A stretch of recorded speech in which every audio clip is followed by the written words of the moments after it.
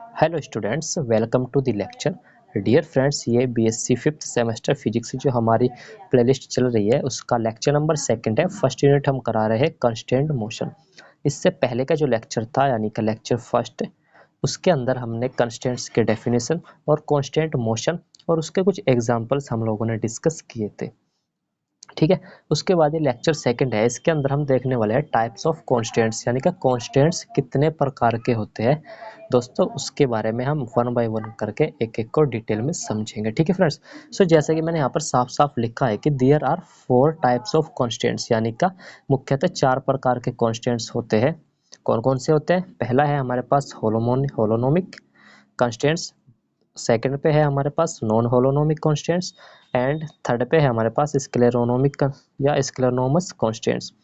Fourth point है हमारे पास रेहेनोमस constants. ठीक है, चलिए इनको वन बाय वन करके हम देखते हैं भाई। ठीक है, सो चलिए इस आज के इस लेक्चर को स्टार्ट करते हैं फ्रेंड्स। ठीक है, ये है होलोनोमिक फ्रेंड्स। ठीक है, चलिए वन बाय वन करके इसको एक एक को डिटेल में समझते हैं friends. So friends, first point है हमारे पास होलोनोमिक कांस्टेंट, यानी कि होलोनोमिक कांस्टेंट्स क्या होते हैं इसको डिटेल में हम लोग समझेंगे। ठीक है फ्रेंड्स, क्या लिखा है डेफिनेशन में? मैंने लिखा है कि द कांस्टेंट्स यानी कि ऐसे constants imposed on motion of a system, यानी कि किसी सिस्टम के मोशन पर इम्पोज होने वाले ऐसे constant which can be written in form of mathematical equation, यानी कि ये ऐसे कंस्टेंट्स है। मैंने क्या बताया फ्रेंड्स? मैंने बताया कि द कंस्टेंट्स यानी कि ऐसे कंस्टेंट्स है imposed on the motion of a system which can be written या in the form of a mathematical equation, जिसको एक मैथमेटिकल इक्वेशन के फॉर्म में हम इसको एक्सप्रेस कर सकते हैं। जैसे R1 R2, ये क्या है फ्रेंड्स? ये है हमारे पास पोजीशन वेक्टर्स। किसके किसके पोजीशन वेक्टर्स है? ये है हमारे पास पार्टिकल्स के पोजीशन वेक्टर। पार्टिकल किसके? सिस्टम के पार्टिकल। ठीक है, और टी यानी का पोजीशन वेक्टर्स और टी टाइम का फंक्शन है। ठीक है, और इसको अगर मैं इक्वल टू जीरो कर देता हूँ तो ये एक इक्वेशन है। तो ये जो कॉन्स्टेंट्स है इसको मैंने एक मैथमेटिकल इक्वेशन के फॉर्म में लिख सकता हूँ मैं।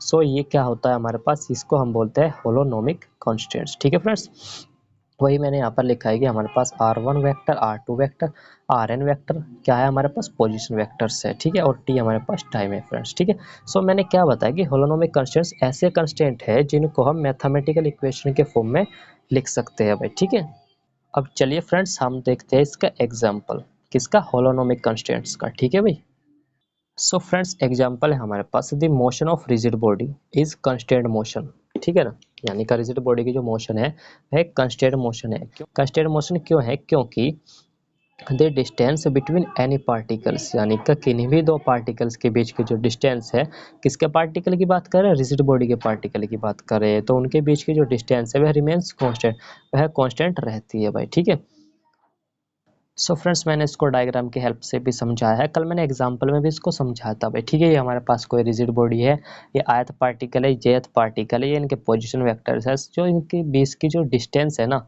ये कांस्टेंट रहती है भाई। ठीक है, चलिए देखते हैं इसको। ठीक है फ्रेंड्स, देखिए मैंने यहाँ पर क्या अप्लाई किया, मैंने यहाँ पर लगाया फ्रॉम वेक्टर ट्रायंगुलर लॉ, यानी का वेक्टर ट्रायंगल लॉ क्या कहता है? वेक्टर ट्रायंगल लॉ हमारे पास ये कहता है कि इस डायग्राम के अनुसार हमारे पास जो ओ ए वेक्टर होगा ना फ्रेंड्स, वह किसके इक्वल हो जाएगा? वह हो जाएगा O B vector plus B A vector. ठीक है, सो वही यहाँ पर मैंने लिखा है भाई। ठीक है, सो ओ ए वेक्टर क्या है हमारे पास? ये है हमारे पास आर आई वेक्टर, और ओ बी वेक्टर यानी कि आर जे वेक्टर फ्रेंड्स, और ये है हमारे पास ए बी या बी ए वेक्टर, बी से ए की तरफ यानी कि बी ए वेक्टर, ये है हमारे पास सी आई जे। ठीक है, तो मैंने ये लिख लिया। अब फ्रेंड्स मैं क्या करता हूँ, इस आर जे वेक्टर को लेफ्ट साइड में ले आता हूँ, तो हमारे पास आ जाता है R I vector minus R J vector equal to C I J. यानी कि मैं करना क्या चाह रहा हूँ फ्रेंड्स? मैं इसको एक मैथमेटिकल इक्वेशन के फॉर्म में दिखाना चाह रहा हूँ। ठीक है, तभी तो हम इसको कहेंगे कि ये एग्जाम्पल है कि होलोनोमिक कॉन्स्टेंट्स का। ठीक है, सो चलिए देखो इसको कैसे दिखाता हूँ मैं, एक मैथमेटिकल इक्वेशन की फॉर्म में इसको लिखते हैं भाई हम लोग। ठीक है, कैसे लिखेंगे देखिए।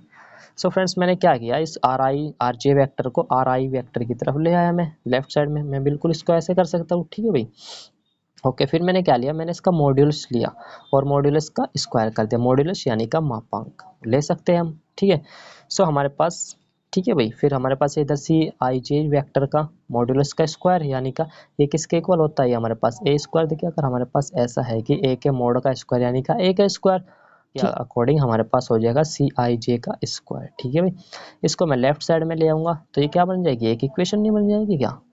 इक्वेशन क्या होता है, कोई एक्सप्रेशन होता है उसके इक्वल 0 होता है तो उसको हम लोग क्या कहते हैं, एक इक्वेशन बन जाती है वो, ठीक है, जो हमने बना लिया है, ठीक है। यानी कि जो कॉन्स्टेंट्स थे इनको हमने एक मैथमेटिकल इक्वेशन की हेल्प से या एक मैथमेटिकल इक्वेशन के थ्रू इसको हम रिटर्न यानी कि लिख सकते हैं। सो हमारे पास ये इक्वेशन हमने इसको ऐसे लिख दिया भाई, ठीक है। सो दिस यानी कि ये है सोज दैट यानी कि है दर्शाता है, क्या दर्शाता है कि कॉन्स्टेंट्स आर होलोनोमिक। कॉन्स्टेंट्स कैसे है, होलोनोमिक है भाई, ठीक है। होलोनोमिक स्पेलिंग ध्यान से देख लीजिएगा, HOLONOMIC, होलोनोमिक, ठीक है भाई। इसके बाद हमारे पास सेकंड पॉइंट यानी कि सेकंड टाइप ऑफ कॉन्स्टेंट्स है फ्रेंड्स हमारे पास, वह क्या है फ्रेंड्स, वह है हमारे पास नॉन होलोनोमिक। सेम इसका जस्ट अपोजिट है एक तरीके से, ठीक है। इसमें क्या कर रहे थे हम, यानी कि होलोनोमिक में हम कर रहे थे कि भाई इसमें जो कंस्टेंट्स थे ना उनको हम एक मैथमेटिकल इक्वेशन के फॉर्म में दिखा सकते थे, ठीक है, यानी कि लिख सकते थे। वही काम इसमें नहीं होगा, यानी कि इसमें जो कंस्टेंट्स होंगे इनको हम मैथमेटिकल इक्वेशन की फॉर्म में नहीं लिख पाएंगे, ठीक है। सो चलिए देखते हैं डेफिनेशन क्या है फ्रेंड्स। डेफिनेशन सिंपल है कि यदि कॉन्स्टेंट्स यानी कि कॉन्स्टेंट्स है imposed on motion of a system of particle which can not be written in the form of a mathematical equation are known as non-holonomic constants। यानी कि जिनको हम मैथमेटिकल इक्वेशन की फॉर्म में नहीं लिख सकते उनको हम लोग क्या कहते हैं, नॉन होलोनोमिक कॉन्स्टेंट्स कहते हैं भाई, ठीक है। सो फ्रेंड्स आप अभी बैकग्राउंड नॉइज को थोड़ा इग्नोर करिएगा, ठीक है, और पढ़ाई पे फोकस करिए। यानी कि जो मैं बोल रहा हूँ, जो मैं समझा रहा हूँ, आई होप आपको एक एक वर्ड समझ आ रहा होगा फ्रेंड्स, ठीक है। अब चलिए फ्रेंड्स हम सेकंड वाले के एग्जांपल देखते हैं, यानी कि नॉन होलोनोमिक कॉन्स्टेंट्स के एग्जांपल देखते हैं भाई। एग्जांपल फर्स्ट है हमारे पास, a particle inside a box, एक बॉक्स है, ठीक है, 3D बॉक्स है, और इसके अंदर कोई पार्टिकल है तो वह किस तरीके से मूव कर सकता है फ्रेंड्स, ठीक है। अगर मैं उस पार्टिकल को मूव कराना चाहता हूँ एक्स एक्सिस के अलोंग, सो एक्स एक्सिस के अलोंग वह केवल एल डिस्टेंस तक चल सकता है, एक्स एल से ज़्यादा डिस्टेंस वो नहीं कवर कर सकता। उसी तरीके से वाई एक्सिस के डायरेक्शन में वो कितना चल सकता है, वो एच के इक्वल चल सकता है, एच से कम ही चलेगा, ठीक है, यानी कि लेस और इक्वल चल सकता है। अगर मैं बात करूँ जेड एक्सिस के अलोंग, सो उस बॉक्स की जो जेड एक्सिस के अलोंग जो लेंथ है फ्रेंड्स वह बी यानी कि ब्रेड्थ बी है, तो वह बी से ज़्यादा नहीं जा पाएगा, बी से ज़्यादा चल ही नहीं पाएगा, ये उस पर कंस्ट्रेंट इम्पोज्ड है, ठीक है ना, यानी कि एक कंडीशन है, इससे बाहर थोड़े ना निकल जाएगा यार, ठीक है। आई होप आपको बिल्कुल समझ आ रहा होगा फ्रेंड्स। सेकंड एग्जांपल क्या है फ्रेंड्स हमारे पास, सेकंड एग्जांपल में हमारे पास लिखा है कि the motion of a particle on the surface of A sphere. ये जो एग्जांपल है ये भी एक नॉन होलोनोमिक कॉन्स्टेंट्स का एग्जांपल है, इसको भी हम मैथमेटिकल इक्वेशन की फॉर्म में नहीं दिखा सकते भाई, ठीक है। थर्ड है फ्रेंड्स हमारे पास, यानी कि थर्ड पॉइंट इसका, यानी कि थर्ड टाइप ऑफ कॉन्स्टेंट्स क्या है, चलिए अब इसको देखते हैं भाई लोग, ठीक है।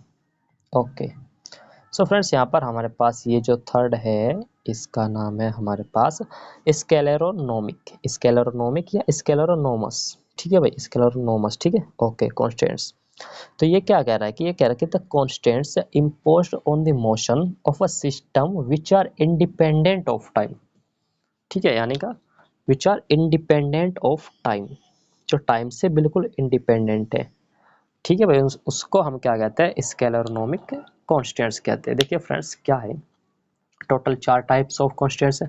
फर्स्ट 2 को तो हमने डिफाइन किया on the basis of mathematical equation के फॉर्म में लिख पा रहे हैं कि या नहीं, अगर लिख पा रहे हैं तो पहले वाला टाइप था यानी का होलोनोमिक, और अगर नहीं लिख पा रहे थे नॉन होलोनोमिक।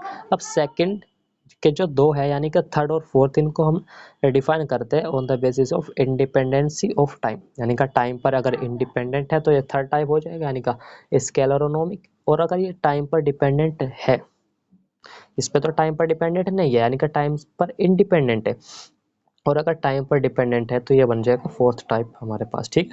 चलिए थर्ड टाइप हम देखते हैं, ये क्या कर रहा है कि constants imposed on motion of a system of a particle जो कि इंडिपेंडेंट ऑफ टाइम, जो कि टाइम पर इंडिपेंडेंट है फ्रेंड्स, ठीक है। आई होप सिंपल सी डेफिनेशन है, यहाँ पर आपको कोई भी समस्या नहीं होगी, ठीक है। एग्जाम्पल देखते हैं हम, इसका एग्जाम्पल क्या है हमारे पास, a pendulum suspended on a fixed support. एक पेंडुलम है हमारे पास जो एक फिक्स सपोर्ट से सस्पेंडेड है, यानी कि हैंगिंग है, ठीक है, लटका हुआ है भाई, ठीक है। तो ये हमारे पास कोई भी पेंडुलम है, सो यहाँ पर हमारे पास एल क्या है रहने वाली है, एल तो कांस्टेंट ही रहेगी भाई, ठीक है। क्या इस पर टाइम का कोई इफेक्ट पड़ेगा, बिल्कुल भी नहीं पड़ेगा, टाइम पर इंडिपेंडेंट है, ये टाइम से डिपेंडेंट नहीं है, ठीक है। सो ये एग्जाम्पल हो जाएगा थर्ड यानी का स्केलरोनोमिक कॉन्स्टेंट्स का, ठीक है भाई। चलिए अब हम देखते हैं फोर्थ पॉइंट, यानी कि फोर्थ कौन सा कॉन्स्टेंट्स है हमारे पास, ठीक है। सो फ्रेंड्स फोर्थ पॉइंट है हमारे पास रेहोनोमिक या रेहोनोमस कॉन्स्टेंट्स, ठीक है, स्पेलिंग बिल्कुल सही है यहाँ पर, रेहेनोमिक या रेहेनोमस constants. The constants imposed on the motion of a system which are dependent of time। Just third वाले के अपोजिट है, उसमें टाइम पर इंडिपेंडेंट था, ये टाइम पर डिपेंडेंट है भाई, ठीक है। इनका system which are dependent of time, जो टाइम पर डिपेंडेंट है उनको हम क्या बोलते हैं, रेहेनोमिक कॉन्स्टेंट्स कहते हैं, ठीक है। एग्जाम्पल क्या है हमारे पास यहाँ पर, एग्जाम्पल देखिए यहाँ पर क्या होगा, यहाँ पर एक मूविंग सपोर्ट, यानी कि जो पेंडुलम रहेगा वह एक सस्पेंडेड रहेगा एक मूविंग सपोर्ट से, ठीक है। सो यहाँ पर जो इसकी लेंथ रहेगी ना, यह फंक्शन ऑफ टी रहेगी। सो ये एग्जांपल हो जाएगा हमारे पास फोर्थ, यानी का रेहेनोमिक या रेहेनोमस कॉन्स्टेंट्स का भाई, ठीक है। आई होप आपको बिल्कुल समझ में आया होगा। जो थर्ड पॉइंट था वह टाइम से इंडिपेंडेंट था, यह टाइम से डिपेंडेंट है। जो फर्स्ट था हमारे पास यानी कि होलोनोमिक कॉन्स्टेंट्स, वह एक ऐसी कॉन्स्टेंट्स होते थे जिसको हम मैथमेटिकल इक्वेशन की फॉर्म में लिख सकते हैं, और जो सेकंड था हमारे पास वह हमारे पास ऐसे थे जिसको हम मैथमेटिकल इक्वेशन की फॉर्म में नहीं लिख पाएंगे भाई, ठीक है। सो यहाँ पर हमारे पास 4 प्रकार के कॉन्स्टेंट होते हैं, होलोनोमिक, नॉन होलोनोमिक और स्केलरोनोमिक और रेहेनोमिक, ठीक है।